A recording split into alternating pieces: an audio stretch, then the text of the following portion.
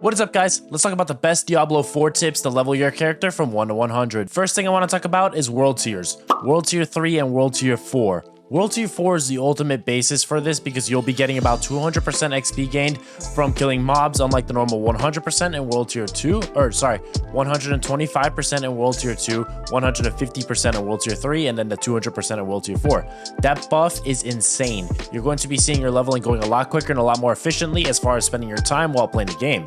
Now, I take that with a grain of salt because you don't want to be in a position where you're dying so much in World Tier 4 that you're really not progressing. So only when you're ready to advance to World Tier 4, once you feel strong enough, once your character is there, then do the capstone dungeon that lets you unlock World Tier 4.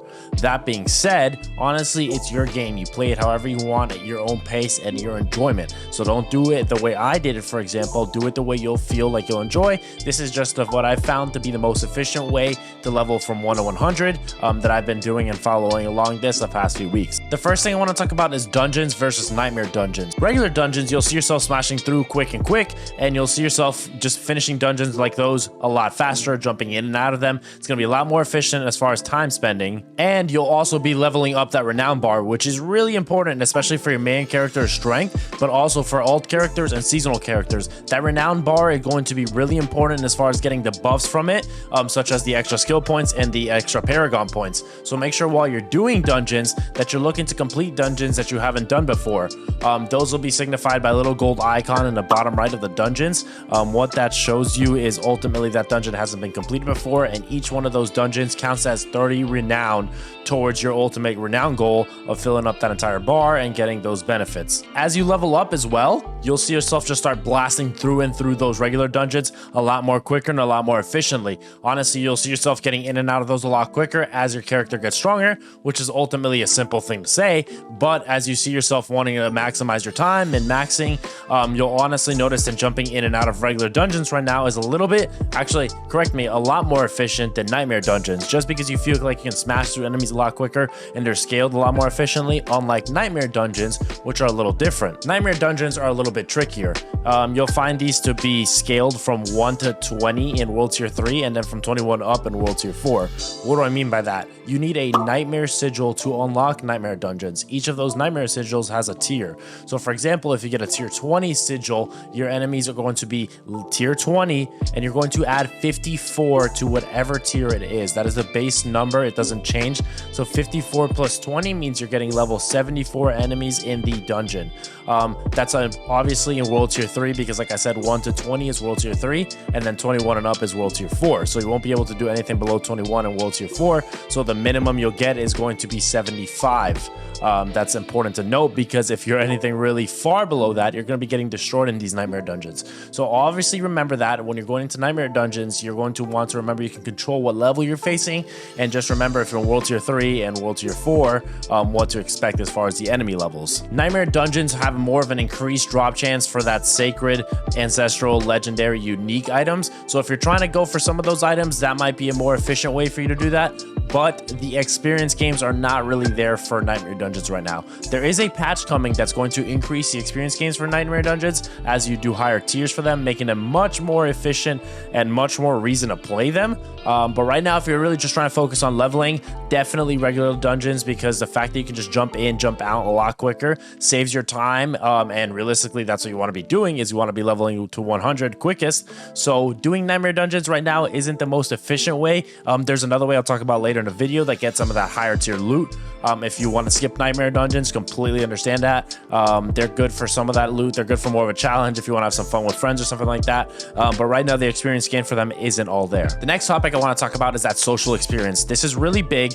It's a small section, but in reality, the benefits you're getting from playing partied up is actually massive. So you get a 5% XP bonus whenever you're near another player. So if you run into somebody in the overworld or in a dungeon or in a live event or whatnot, you're getting a 5% XP gain when you're doing Legion events for example, but you'll be getting an extra 5% if you're partied up. So automatically that's a 10% boost whenever you're with someone. So if you have any friends playing Diablo 4, hop in with them.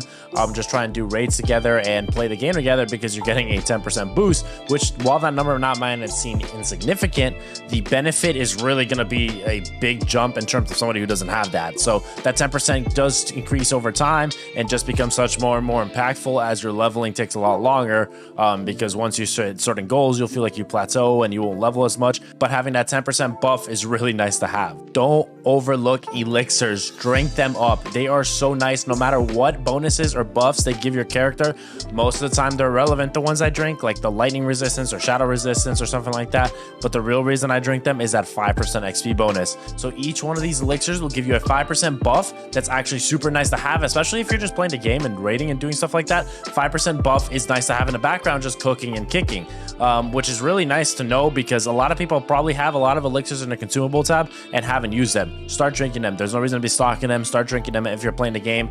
If you're in town, don't pop one. Wait till you get to a dungeon, then pop it, because you'll just be automatically ranking up 105%, or if you're in World Tier 4, for example, 205% experience per enemy killed. So that's a nice little add-on. Something overlooked, a lot of people don't think of. They think of elixirs, they see their buffs, they probably sell them, they might get rid of them. Drink them. They honestly help you out a lot more in the long run. Let's talk about Legion events and Hell Tides. Legion events are some really hefty ways of getting some good experience within 5 to 10 minutes. Make sure you get there before it starts. So on the map, you'll get the little pop-up that there's a Legion event with a little bar. I believe it's 5 minutes countdown before each one starts. Get there a little early and you'll notice a campfire there. Make sure you click on that campfire and get that bonus XP, because that's going to be a nice add-on to that additional 5% for being nearby, 5% for being partied up, 5% from elixirs. So that's 15% automatically, plus whatever you're getting from that campfire, which honestly, I don't think I know the specific number of XP you're getting from it, but you're getting 15+% XP buff, which is huge. I mean, that's a massive number you're getting in terms of leveling, and you can blast through these Legion events really quick and really efficiently. You'll notice that a lot of the times you'll be in a big group of people there, because a lot of people are doing it at the same time as you. So it's all a big group effort, and you guys roll through it and knock out a bunch of mobs really quick and really effectively. You'll see your XP bar jump up a lot with all those buffs going. At the end of it, you'll get 3 main chests. They drop a lot of sacred, legendary, rare loot. It's not normally the best loot. I haven't really found anything crazy in there, I don't recall, but it's a lot of good things to salvage and sell. So it's really good. You win-win. Honestly, I love Legion events right now for XP grinding. So whenever I'm jumping dungeon to dungeon, Legion event pops up, I go do that and jump back into dungeons. While I'm trying to get my renown max out in every area, those are super, super good to do. So don't skip them just because you see them. They might feel like you take a little bit of your time. Do it. It's gonna be 5-10 minutes. You're in there, you're knocking things out really quick, feel really effective, you'll feel really strong with other people. So it's just a win-win. Legion events, definitely recommend. Hell Tides. These are going to be a much more difficult event than Legion events, because you're really more focusing on yourself.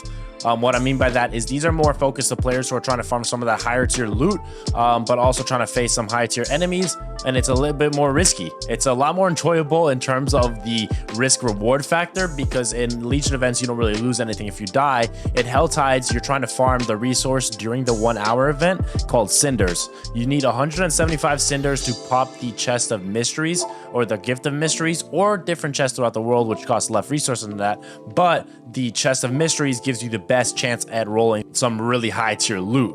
That costs 175, but if you die during that 1 hour Helltide event, anytime you die, even if you get respawned or picked up, you're losing half of whatever cinder you have. So if you have 100 cinder gathered from killing mobs, you'll be cut down to 50. So it makes it a lot more intense, a lot more focused, a lot more enjoyable when you're playing with friends, to just be focused on an event that can actually risk it all for you. Whenever you're going to fight some enemies, maybe play it a little bit smarter, a little bit slower. When you're in there and you're for lower level, when I first started doing Helltide events in World Tier 4, I noticed that I was really squishy. I was getting absolutely smacked around and whacked, and I turned up to just push those aside and stop doing Helltides for a little bit as I leveled up my character. Now I'm back doing it, and I feel like I'm running through them a little bit more efficient. Still die, still definitely, if I play it risky and just jump in there and don't think about what I'm doing, I will lose all of my cinders. But once again, Hell Tides are super good because they last an hour, really good for mob farming, really good for some of that higher tier loot farming, which is what I was talking about earlier. Versus Nightmare Dungeon, you're getting a better XP gain, in my opinion, in Hell Tides than you are in Nightmare Dungeons, and you're getting some good chance at loot. It's just a higher risk because if you die, you lose half of your cinders, you got to refarm them. Just keep that in mind while you're doing Hell Tides. I love Legion events and Hell Tides. They both offer a completely different experience to me, but I love both of them. You might be looking for a specific type of thing, more of a group play in Legion event. Hell Tides is a lot more solo, partied up if you're playing with other people, but there's not a big group farming like in Legion events. Well, that about wraps it up, guys. I hope these are some helpful tips and guides in leveling up your character. I had to re-record this whole thing as the audio got corrupted the first time around. But nonetheless, if you enjoyed it, guys, hope you have a great day. If you need help with anything, drop a comment down below. I'll be more than happy to help you out if I can. And thank you again for taking time out of your day to watch the video. Have a great day, guys. Peace.